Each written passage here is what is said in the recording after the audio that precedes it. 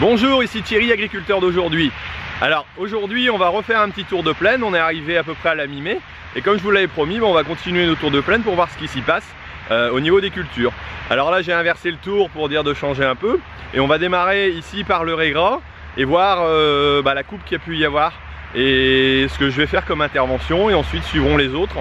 Et comme d'habitude on ira faire un petit tour aussi dans le milieu de la bio, dans les parcelles que l'on cultive en bio ensemble.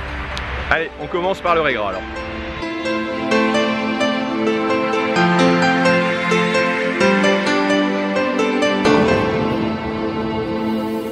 Alors le champ de Régras a été fauché ici il y a environ une quinzaine de jours.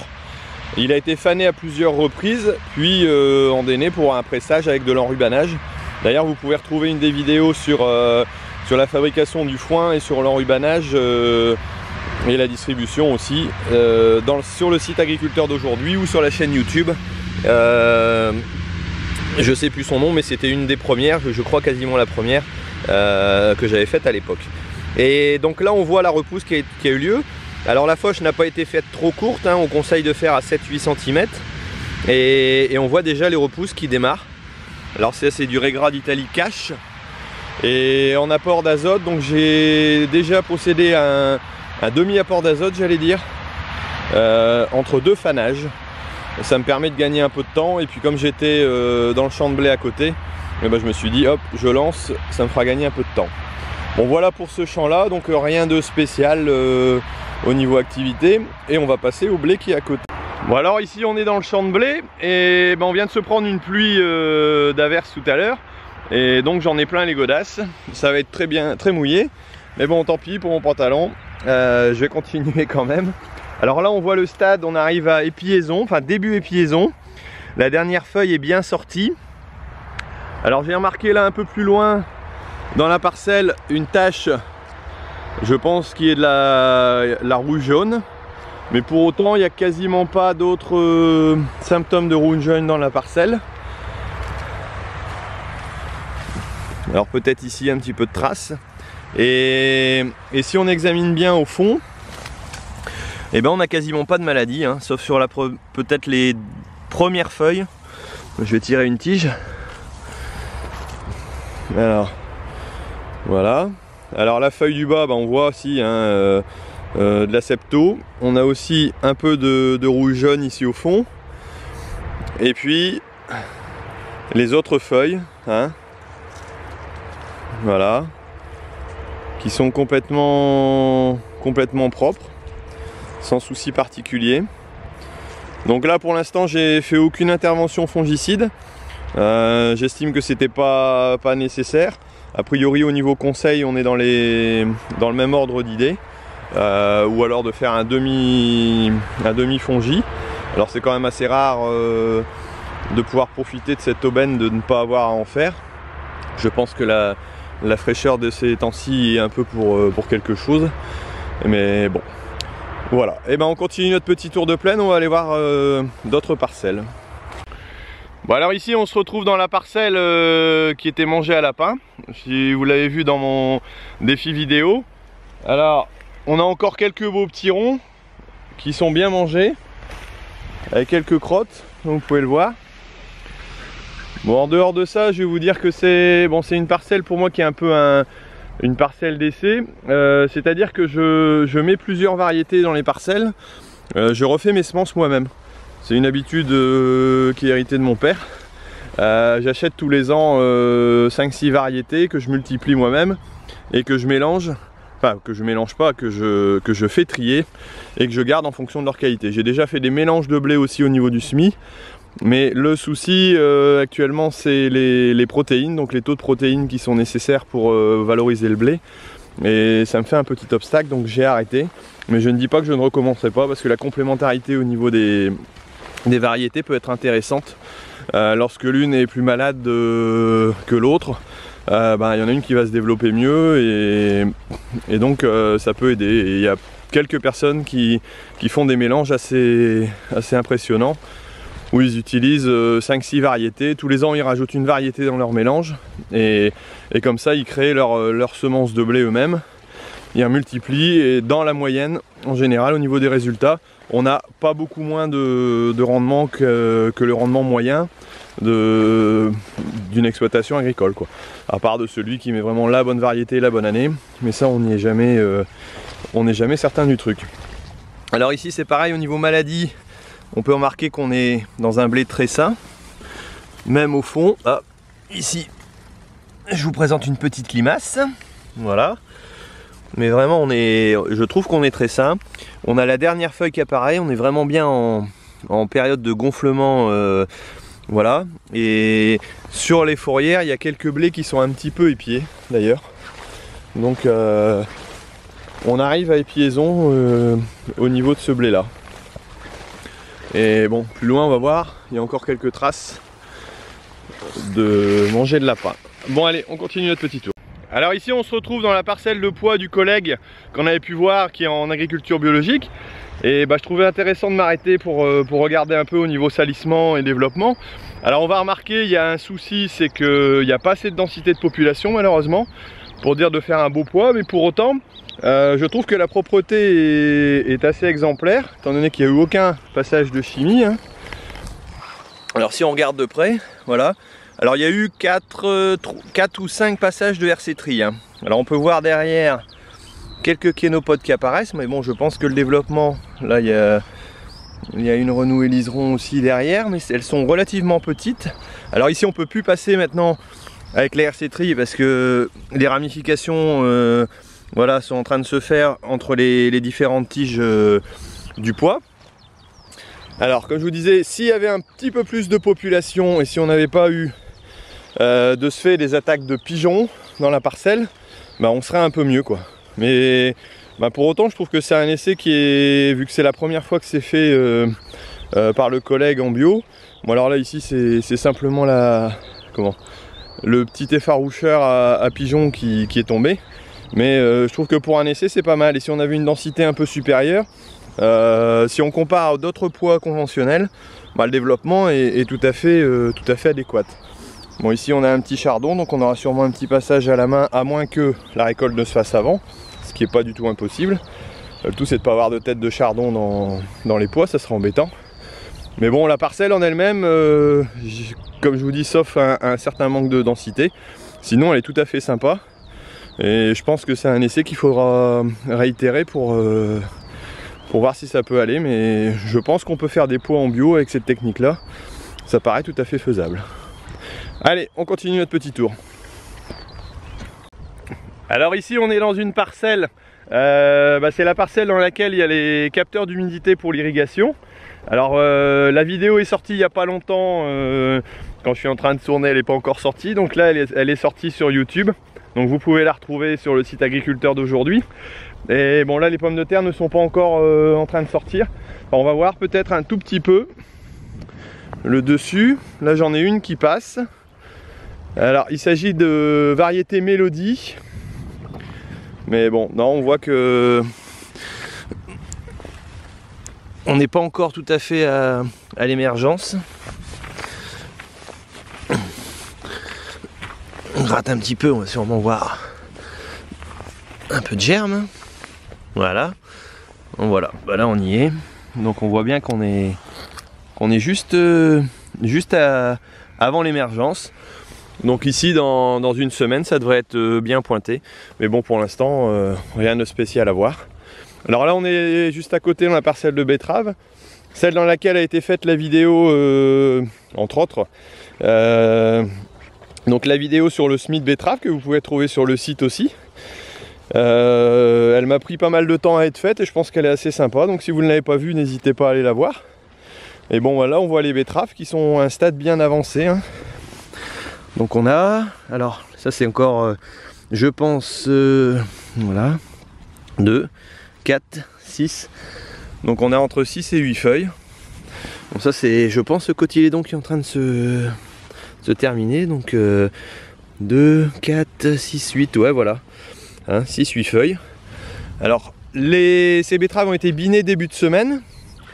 D'ailleurs elles ont été binées avec une caméra, une bineuse à caméra de la Cuma.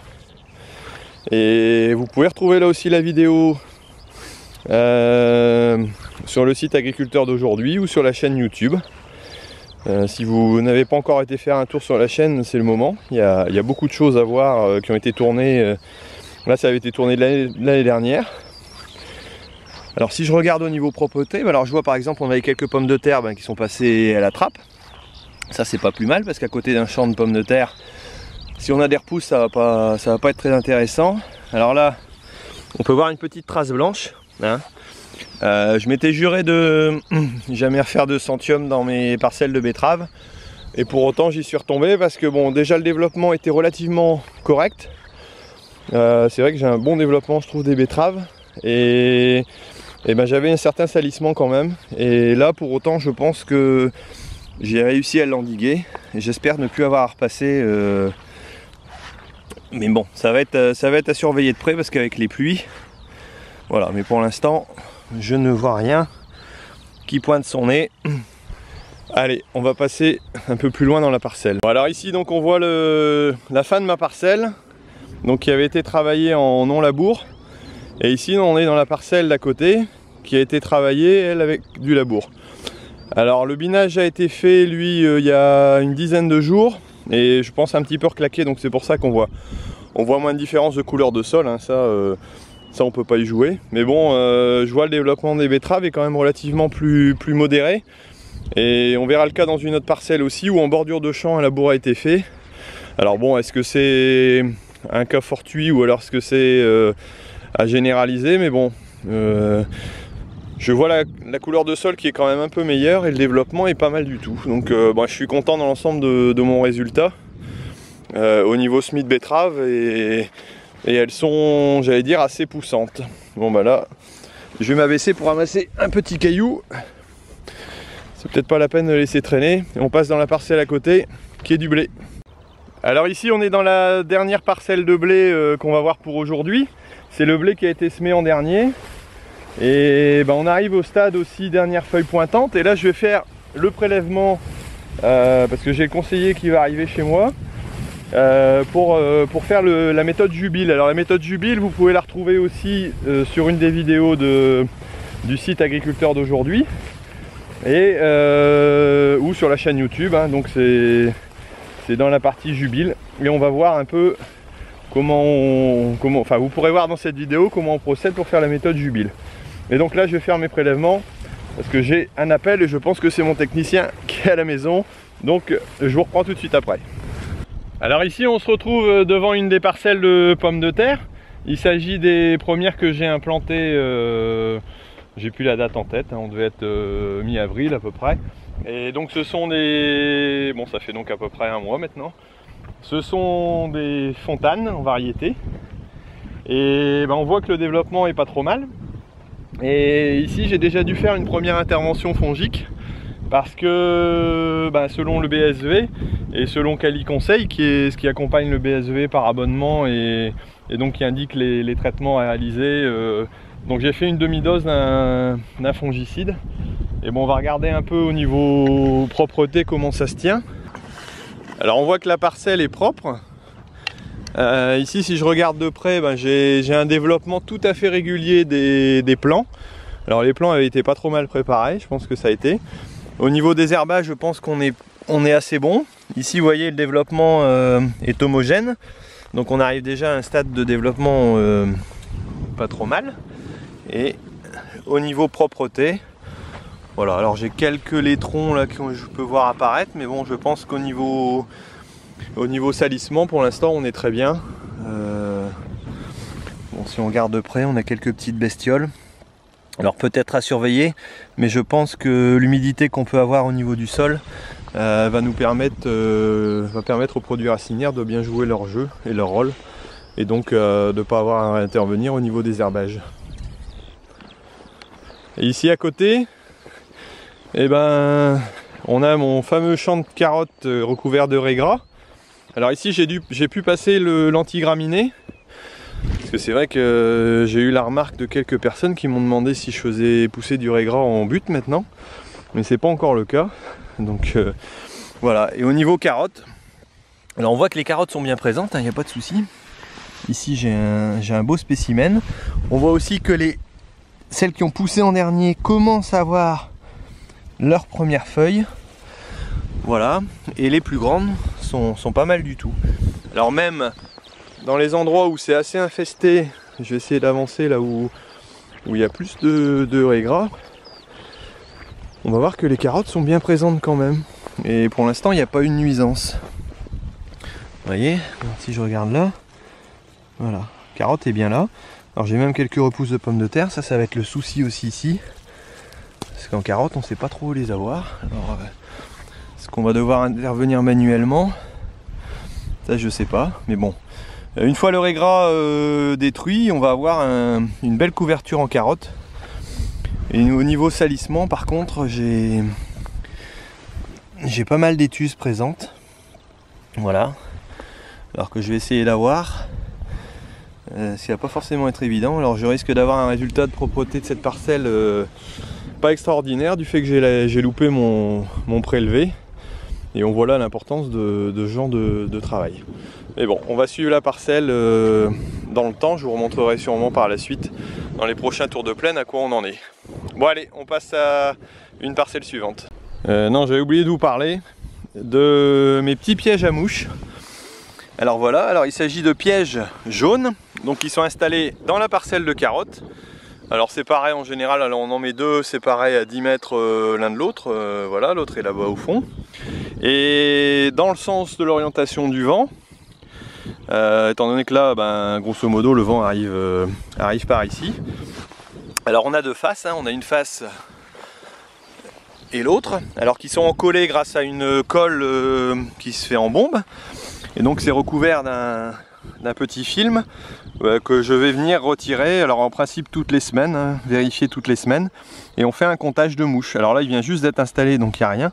Mais les insectes sont attirés a priori par la couleur jaune et vont venir se coller dessus.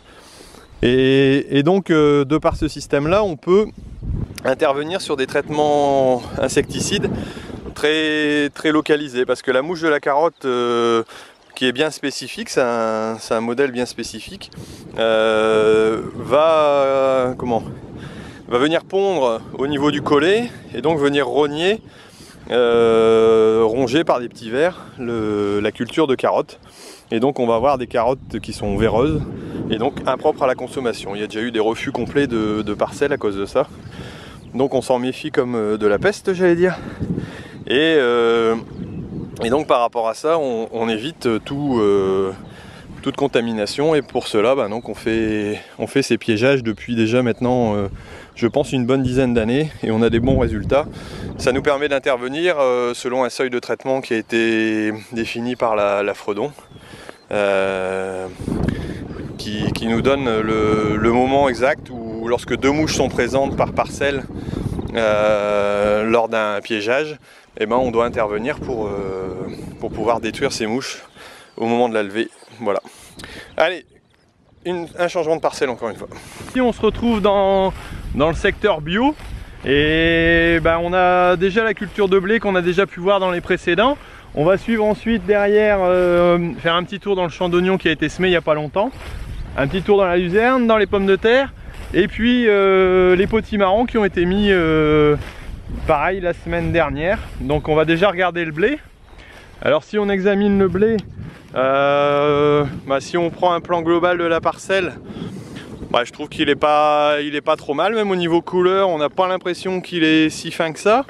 Alors par contre, on se rend bien compte qu'il y a un manque de pied flagrant. C'est peut-être pour ça qu'il n'a pas trop faim, parce qu'il n'y a pas une densité phénoménale. De toute façon, il est certain que là, on n'espère pas faire des rendements mirobolants. Hein.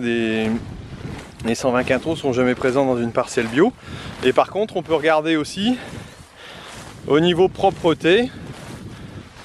Écoutez, déjà, on voit rien qui dépasse, ça c'est certain. Et au niveau, alors là, il y a une repousse de pommes de terre. Sinon, au niveau sanitaire, on est comme dans les autres. Hein. Bon, à part le blé de ce matin là, qui avait un peu de rouille. Sinon ici on est hyper sain. Bon, en plus l'année est comme ça, un peu plus fraîche, pas suffisamment humide mais pas trop. Donc on n'aura pas de soucis a priori de ce côté là. Alors c'est variété Apache, un peu spécifique, très tolérante aux maladies je suppose, qu'on n'avait pas l'habitude d'utiliser jusqu'à maintenant. Bon là, j'allais dire problème de densité de population, parce que dès qu'on arrive dans des coins un peu plus denses, comme justement ici, bon là on a une erreur de casting. Il y a du seigle qui se trouve là, alors pourquoi j'en sais rien, mais bon, il n'y a pas de raison.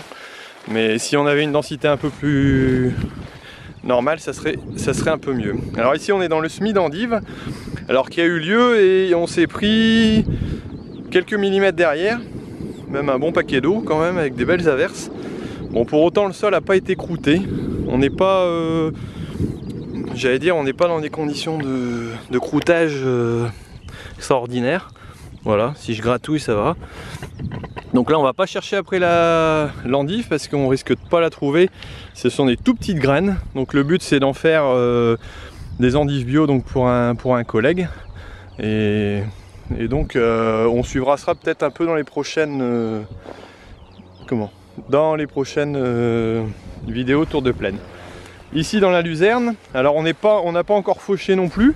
Même si je pense qu'on est arrivé au stade, hein, on arrive à peu près au niveau du genou, si on regarde ouais, facilement.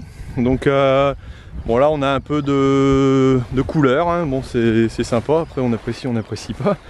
Mais bon, la densité ici par contre était très bonne et pas de souci particulier, à part des repousses de blé, mais bon les luzernes doivent être fauchées. Et là on n'aura plus de soucis à ce niveau-là, au niveau des repousses.